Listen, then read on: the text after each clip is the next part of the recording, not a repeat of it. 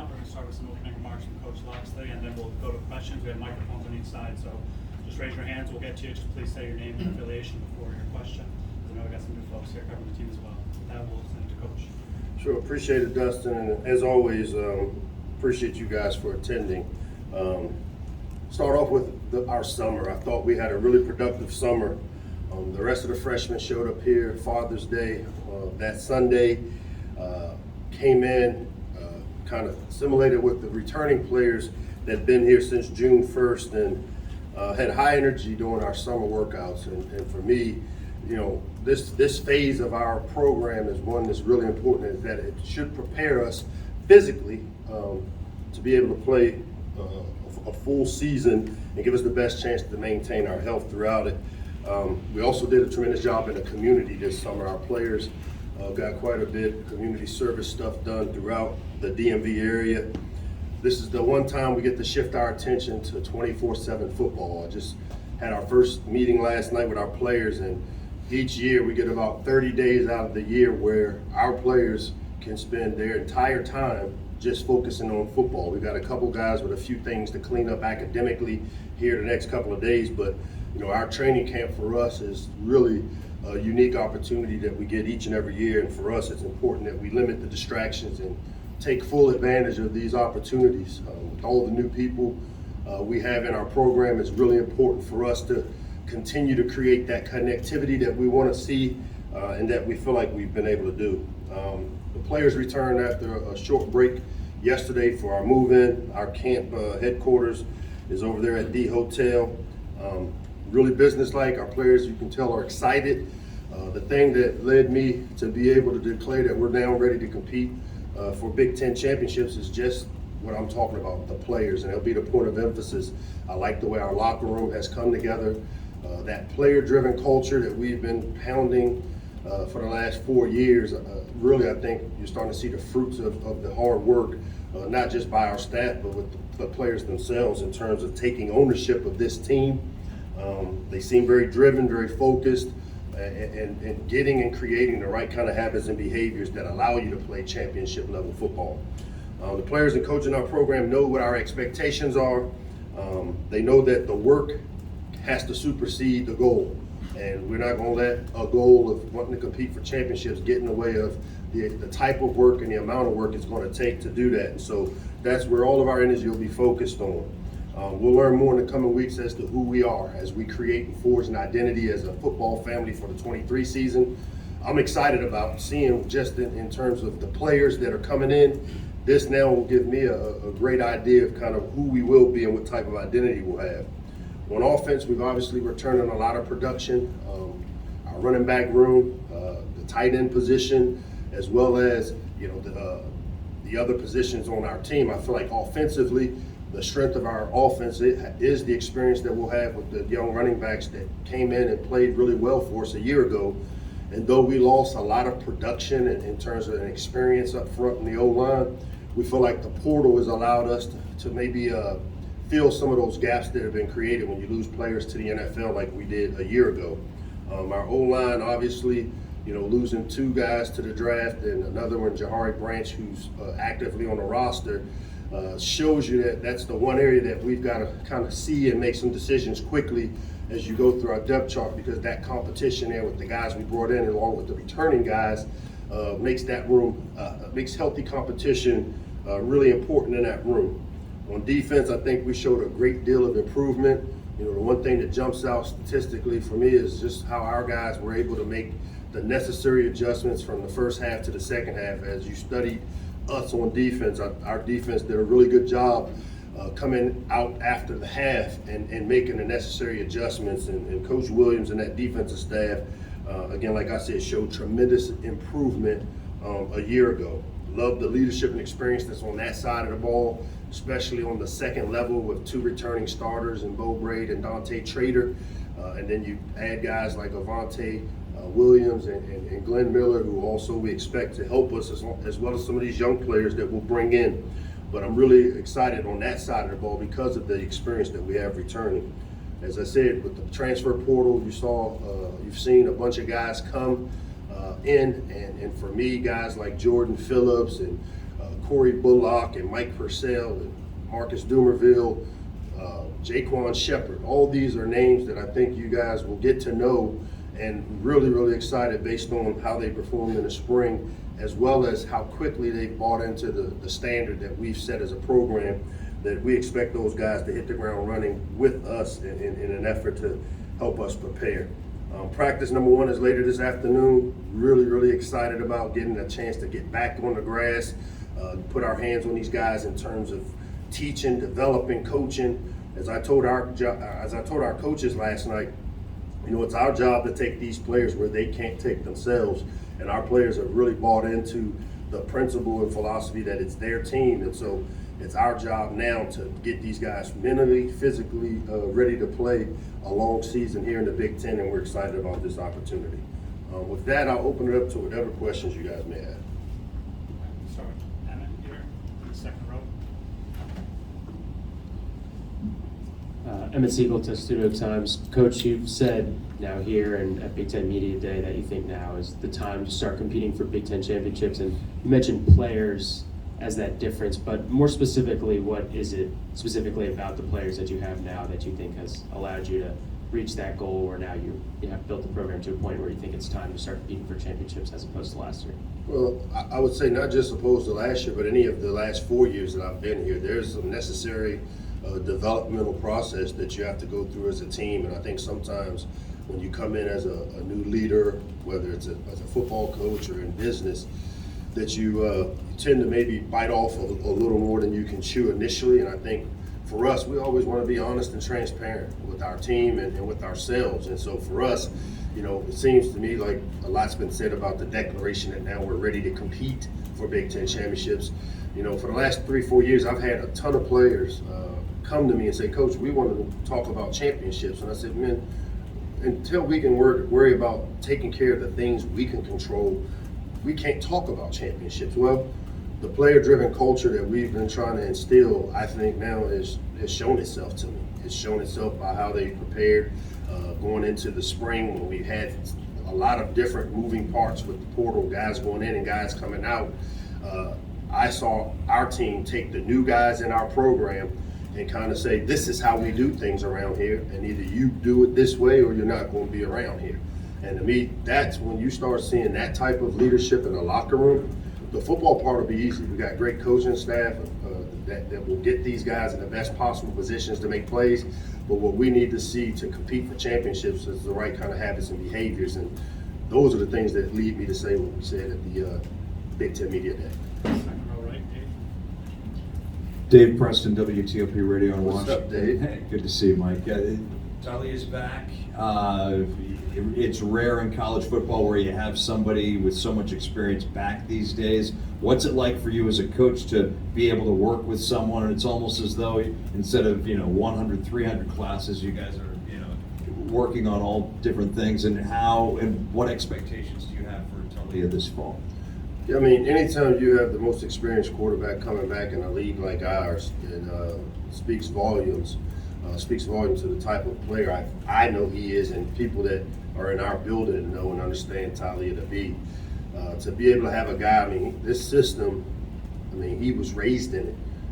From the time, before he got here at Alabama, very similar system, terminology, and to get here and to see how each year he's grown in that role as a leader, that to me is the secret sauce for him. Because this guy has the ability to have a positive impact on others, and I've seen him really take that next step, whether it be this summer in terms of how he's kind of been out in front and demanding that guys hold up to the standards that we set. To me, when you have that type of leadership from that position, it gives you hope that you'll have a chance to go out and hopefully play the way that he's capable of playing consistently. To your left, second row. Gene. Gene Wong, Washington Post. And Mike, you mentioned the portal. You were able to get a couple of big playmakers and wide receiver out of there, in addition to the guys you had coming back. Kind of what do you see out of that room as you reload at that position this year?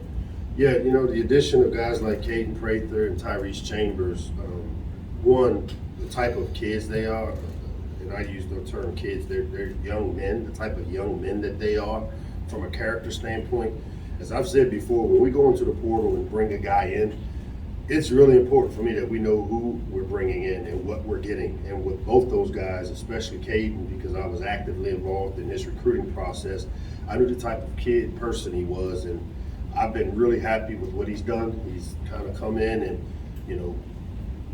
let the older guys that know the system help lead. I know Ja'Shawn Jones has played a tremendous role in that receiver room and kind of being the enforcer of our standard.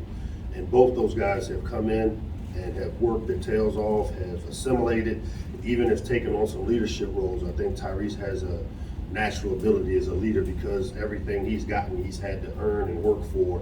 And those are the types of stories that when he talks to the younger players in that room, that's where I see his leadership showing up. But a really talented room, a lot of unknowns, but I say eerily similar to what the running back room looked like a year ago. I think we'll be pleasantly surprised with the production we'll get, especially out of the two newcomers.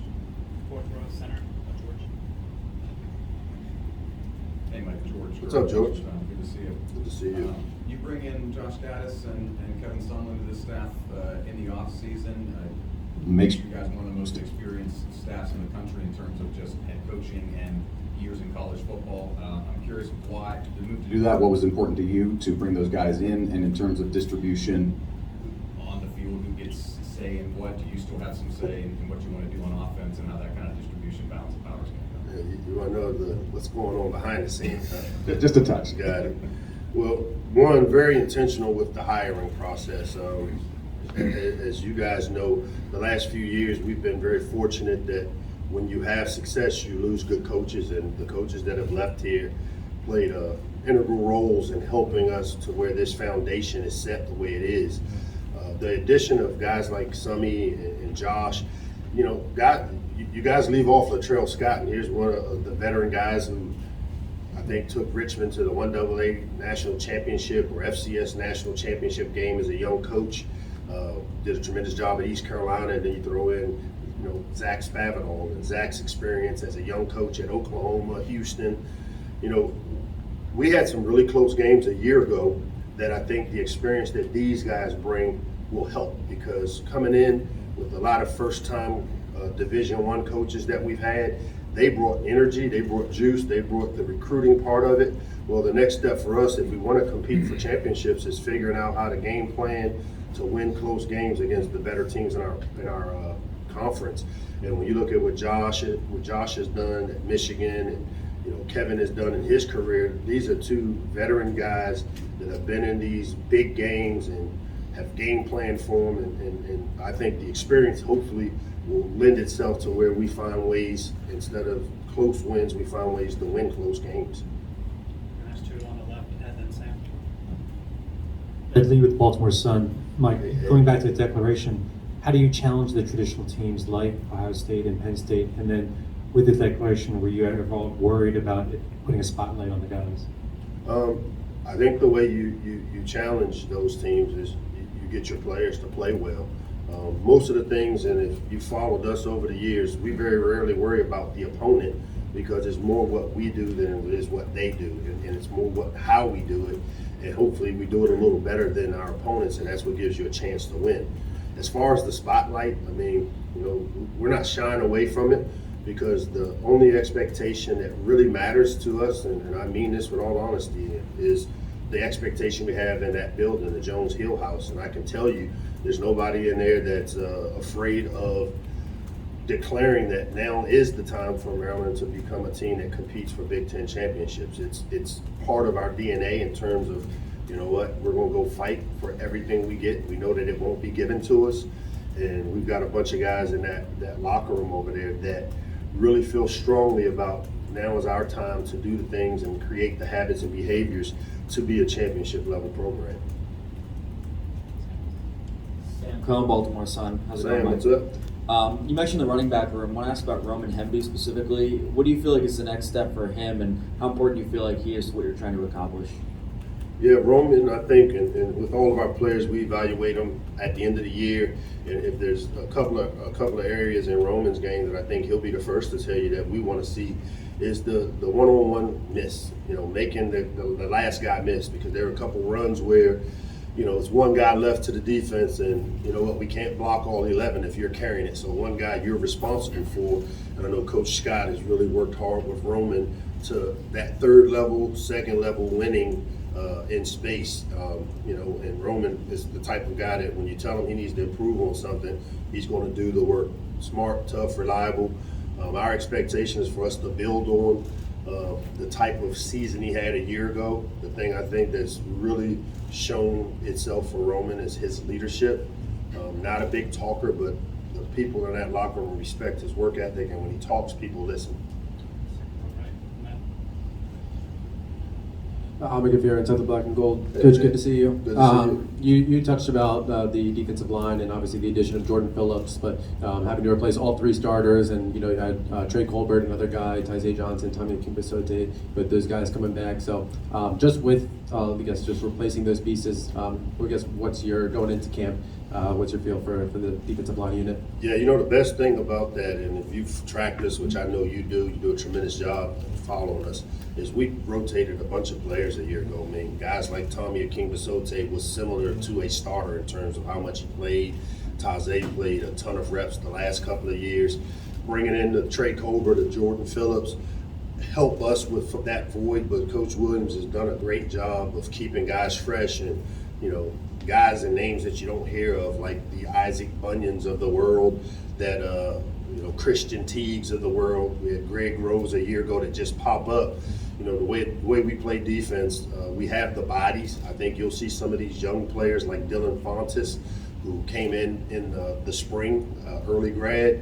You'll see his development kind of expedite itself because of the size and strength that he comes in with, and being in our weight room. Guys like Jordan Phillips, guys like Dylan Fontes have benefited from being here early.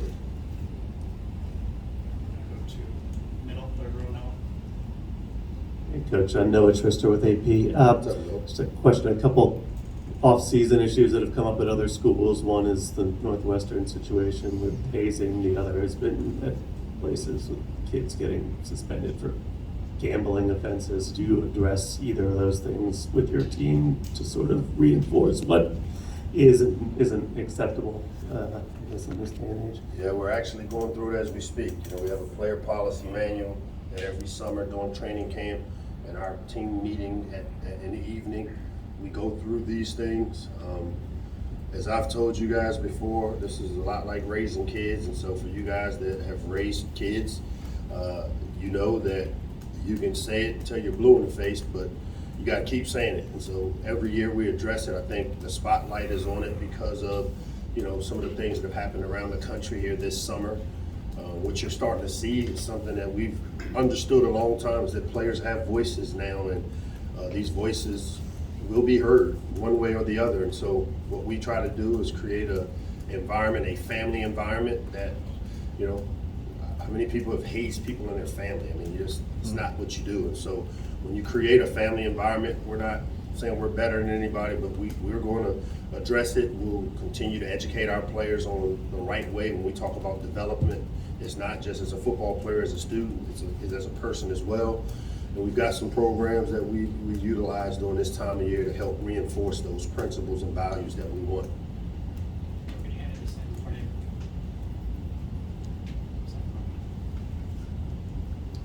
you? Taylor Lyons, the Dynamac. You mentioned earlier the offensive line replacing so much from last year, that turnover there.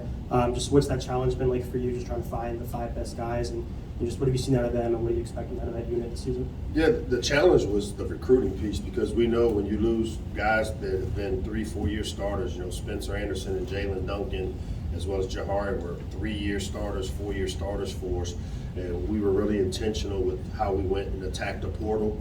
When you recruit offensive linemen, we recruit with the mindset that it takes 2 years, 2.5 years for them to fully develop and be ready to compete, especially in a league like the Big Ten. And so we feel like the experience that we will get out of a guy like Gotti, guys like Corey Bullock, Mike Purcell, Marcus Dumerville, those experiences that they're bringing to the table, and what having him, most of them here this spring, really has helped us kind of start to shape some things. Now, the next 30 days will be important to find the best 5 and put them in the best possible position while developing the younger players in our programs like the Andre Roys, like the Kyle Longs, that Connor Fagan, a walk-on who's really elevated himself to create the depth that we're going to need to play good football. Front row, center Wayne. Wayne Viner, Terp Talk. Hey Wayne, how are you? Hey, I'm doing well. It's great to be back for football season. You've talked at length about how much of a Terp fan you've been and what that team looked like. And you look at the team photo today, and your team looks like the Terrapins again with the red jersey and the white pants. What's it mean to you to have that Terps logo back on that helmet? You know, Terp script is something, as I said before, and you know, I grew up on Terp script. When you think of the mid-'80s teams that had great success here, and that was right during my adolescent years where I was coming over and rooting for the Terps. It's what I've come to know as winning football. When we wore Terp script, we had great success. I was here with Coach Friesian when he reintroduced it back to the program in the early 2000s. So I'm hoping that we can take some from what those mid-'80s teams did and those Coach Friesian teams in the early 2000s and wear it with pride and play with the type of pride that the people who wore it before them did when they had some success here consistently. Back to Emmett. If anyone else has any questions after Emmett, we have about 5 more minutes. Brady Schwartzberg, Diamondback. So, Coach, How you doing, buddy? good, how are you? Good. Coach, you mentioned the defensive line changes and then also in the secondary losing Banks and Bennett to the NFL. But you're going to have Jay Sean and Ruben back at linebacker. How impactful is it to kind of have those quarterbacks back in the middle of that defense? Yeah, and you need to add Fanaje Gote. Fanaje's been a guy, he's coming back with the COVID year, very similar to Jay Sean Jones, that his experience and the playmaking ability that we've had at that level. You throw in a true freshman, All-American, and Jay Sean Barham. Ruben Hippolyte's been playing football since he stepped on campus here for us, minus the injuries in which he's had to deal with. That room to me is the kind of the glue between the back end and the front end. And you know, I know Coach Thompson and Coach JT are doing a tremendous job with the outside guys and the inside guys of bringing them along really fast. And it's going to be important, especially for some of the designated pass rushing guys on the outside. But the interior linebacker group is a group that shows tremendous leadership, while also has had a lot of production over the years. Back on your right, Gary. Mike, good to see you. Yep. Gary Stein, PressBoxOnline.com. It's hard to believe this is your 5th year, and you've had a lot thrown at you in the last 5 years. You've had COVID and NIL, portal, etc. When you look back, and I'm sure you did this in the offseason, you probably had a 1-year plan, a 3-year plan, a 5-year plan. Are you satisfied? Where are you right now in terms of planning? You know what? I came in with a 5-year plan, and part of that was to establish a culture and a foundation that would allow us to compete for Big Ten championships and realistically be able to compete. And so I'd say we're right on schedule. You know, the COVID year kind of throws a wrench into some things in terms of the development piece that we've tried to expedite with how we practice. But there's no doubt I feel like we're a program that's on track with where I wanted us to be in year 5. But you know what? It sounds good in the room, air conditioned room on August 1st or whatever, August 2nd now, I guess. But the next 30 days we'll get a chance to see. Now we'll go to Emmett, second row. We saw what a weapon special teams could be for you guys last year with Chad Ryland. Do you have any insight? You know, I know it's obviously we're just starting fall camp, but into who maybe will step into that starting kicker role and maybe what the return game could look like for you guys this year? Yeah, I think one, from a kicking standpoint, Colton Spangler is a guy that we had a lot of respect for. You know, he shared the position for 2 years. Last year kind of took it over full time, even though we used Pecorella in some areas where he was great at pinning people down in there. But really excited about having a veteran punter like Colton, and then his athleticism. You know, that's the one thing, you know, when you got an athlete at that position, and I don't feel like we've maybe done enough of attacking people in the special teams game in terms of fakes and things, but former athlete, receiver, quarterback type guy, but he's really done a nice job punting. Jack Howes is the guy coming out of the clubhouse. We feel it's his job to lose.